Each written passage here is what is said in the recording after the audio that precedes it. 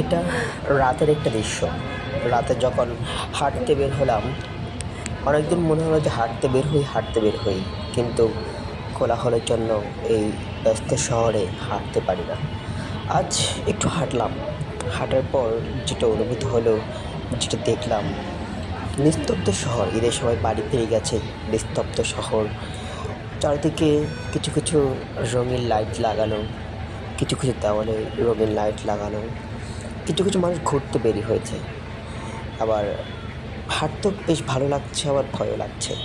কেন জানেন? ভয়ের কারণটা হলো, এই সময় মানুষ ফাঁকা থাকে, 10টার পর অনেকটাই ফাঁকা হয়ে যায়। চোর ডাকাত বাটপার প্রচুর পরিমাণে বেড়ে যায়। অর্থাৎ আপনাকে যে কোনো সময় হামলা করতে পারে। যদি আইন শৃঙ্খলা মানুষ দেখি, কিন্তু তারা 10টার পরে তারাও থাকে না।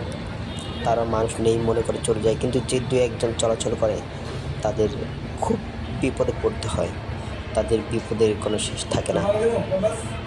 যাই হোক, কিছু দূর হাঁটলাম। কিছু দূর হাঁটার পরে একটু দূরে এই গাছগুলো আমি দেখতে পেলাম।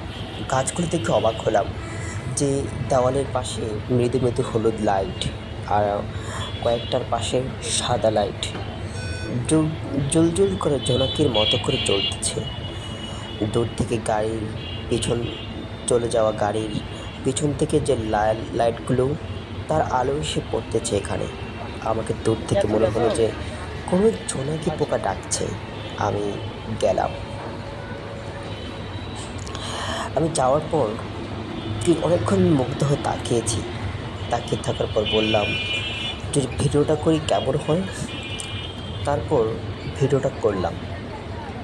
ভিডিওটা করার পর দেখি এত মুগ্ধতায় ছোট্ট ছোট্ট ফুলে হতে পারে, যেন নারীর নাক ফুল হয়ে প্রত্যেকটা ফুল ফুটে আছে। বললাম, কতগুলো নারীকে দেওয়া যাবে ফুল? আর নারীর নাকে কেমনই বা লাগে সাদা ফুল?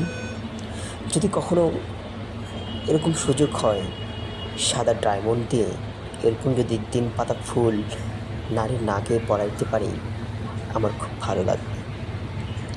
এতটা মুগ্ধ লাগবে যেন স্বপ্নে রাস্তাঘাটে যেটা দেখেছি সেটা বাস্তবে সম্ভব।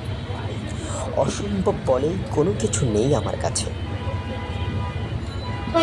আপনি কি শুনছেন আমার কথা? আমার কথাগুলো এমনই। আমার কথাগুলো আরও সুন্দর হতো যদি কোন নারীকে আমি পরিয়ে দিতে পারতাম।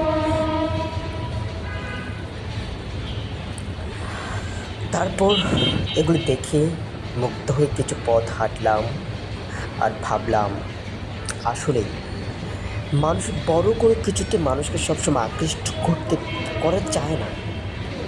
ছোট্ট একটা বস্তু মানুষের মন যত আকৃষ্ট করতে পারে, আর আকৃষ্ট করার জন্য মন মানসিকতার প্রয়োজন হয়।